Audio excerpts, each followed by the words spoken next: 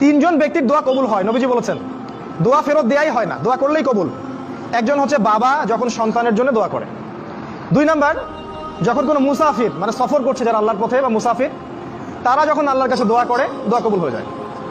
আরেকটা দোয়া হলো মাজলুম, কারোর উপর জুলুম করা হয়েছে, এই মাজলুম যখন জালেমের বিরুদ্ধে বদদোয়া করবে তখন দোয়া কবুল হয়ে যাবে। এই মুসাফিরের দোয়া কবুল হয়। একজন মুসাফির হাত তুলে আল্লাহকে বলছিল, আল্লাহ আমাকে এইটা দাও, আল্লাহ আমাকে ওইটা দাও।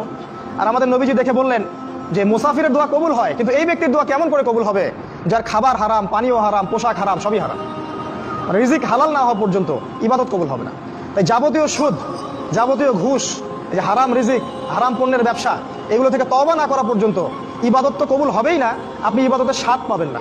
এই যে নামাজ পড়েন, রোজা রাখেন, অনেক কিছু করেন, হজ করেন, স্বাদ পান না, আত্মতৃপ্তি পান না, এর কারণ হারাম রিজিক। নবীজি বলেছেন শেষ জামানার অন্যতম নিদর্শন হচ্ছে মানুষ হালাল হারামের কোনো পরোয়া করবে না, যেভাবে পারে সেভাবে টাকা উপার্জন করবে। মেরে হোক, কেটে হোক, ঘুষ খেয়ে হোক, দুর্নীতি করে হোক, টাকা চাই, টাকা, অর্থ সম্পদ চাই। ভাবখানা এমন যে সে যেন পৃথিবীতে 1000 বছর থাকবে, 1 সেকেন্ডের মধ্যে সে পরকালে চলে যেতে পারে, হুশটা তার নাই। আল্লাহ পাক বোঝার তৌফিক দান করুন, আল্লাহুম্মা আমিন। নবী সাল্লাল্লাহু আলাইহি ওয়াসাল্লাম আরো বলেছেন শেষ জামানার অন্যতম নিদর্শন হচ্ছে জিনা, মানে নারী আর পুরুষ অবৈধ সম্পর্কে লিপ্ত হবে। এখন দেখবেন ঘরে ঘরে জিনা। আর এই জিনার মাধ্যম কি? মাধ্যম ওই যে আপনার টেলিভিশন, আপনার ইন্টারনেট, আপনার ওই যে পরকিয়া, আপনার ছেলে নারী পুরুষের একসাথে চলাফেরা করা, ফ্যামিলিস্ট রেভলিউশন, মেয়েদের বেপর্দা হওয়া, একসাথে ছেলে মেয়েদেরকে পড়াশোনা করানো, এগুলো সবই জিনার কারণ। এবং আমাদের নবীজি বলেছেন জিনা থেকে তওবা না করা পর্যন্ত একজন ব্যক্তি পরিপূর্ণ মুমিন হতে পারে না। যখন মানুষ এই জিনার মধ্যে লিপ্ত থাকে তখন সে পরিপূর্ণ মুমিন থাকে না। কিয়ামতের অন্যতম নিদর্শন যে জিনা বাড়তে থাকবে, ধর্ষণ বাড়তে থাকবে, ইফটিজিং বাড়তে থাকবে, মেয়েদের বেপরদামি বাড়তে থাকবে। এগুলো দেখেন, চোখের সামনে দেখতে পারবেন। দেশে ধর্ষণের কি অবস্থা দেখতে পাচ্ছেন না? স্বামীকে বেঁধে রেখে স্ত্রীকে ধর্ষণ করা হচ্ছে, বাবার সামনে মেয়েকে ধর্ষণ করা হচ্ছে, জনসমুখে গণধর্ষণ করা হচ্ছে, বাসে ধর্ষণ করা হচ্ছে। আর যেহেতু ইসলামিক কোনো অনুশাসন নাই এই সমাজে, ইসলামের অনুশাসন ছিল কেউ ধর্ষণ করলে তাকে মৃত্যুদণ্ড দিতে হবে, জনসমুখে মৃত্যুদণ্ড দিতে হবে, সেটা যেহেতু আমরা বাস্তবায়ন করতে পারিনি, এই জন্য পাপের কোনো শাস্তি হচ্ছে না। এই জন্য পাপীরা লাইফ পেয়ে যাচ্ছে। কাল যখন আপনার বাসায় এই সমস্যাটা আসবে তখন বুঝতে পারবেন যে ইসলামের আইন কাকে বলে।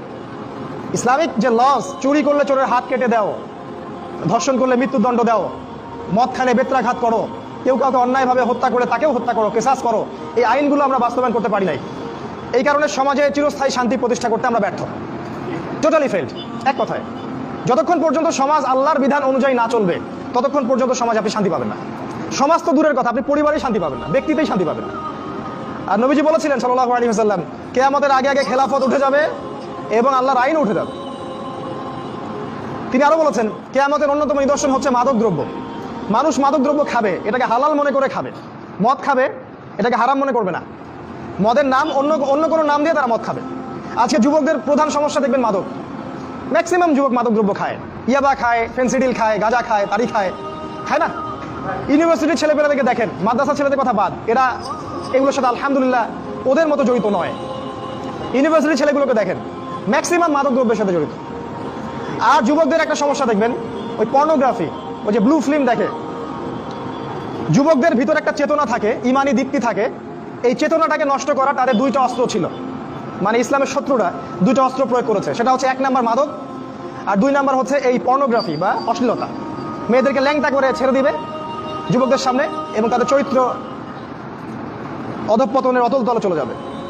যখন একটা যুবক হারাম কোনো সম্পর্কে থাকে বা পর্নোগ্রাফির সাথে থাকে বা মাদক দ্রব্যের সাথে থাকে, তখন তার ভিতর থেকে দেখবেন ইমানের আলোটা আস্তে আস্তে নিভে যায়। এই যুবক কখনো আল্লাহর রাস্তায় বের হতে পারবে না।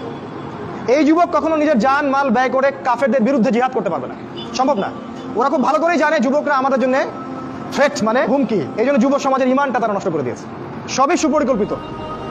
এই পুরো কাজগুলো নিয়ন্ত্রণ করা হচ্ছে পশ্চিমা সভ্যতা থেকে। আপনার আমেরিকা বলেন, ইসরায়েল বলেন, ব্রিটেন বলেন, ফ্রান্স বলেন, সবাই একসাথেই ইসলামের বিরুদ্ধে প্রোপাগান্ডায় লিপ্ত আছে। আর বিগত 100-200 বছর থেকে আমরা ঘুমাই আর হালুয়া রুটি খাই আর সেমাই খাই, আপোষে মারামারি করি, মসজিদ ভাগ করি, এই করি, এই আমাদের কাজ। আর এগুলোকে আমরা বড় জিহাদ মনে করি।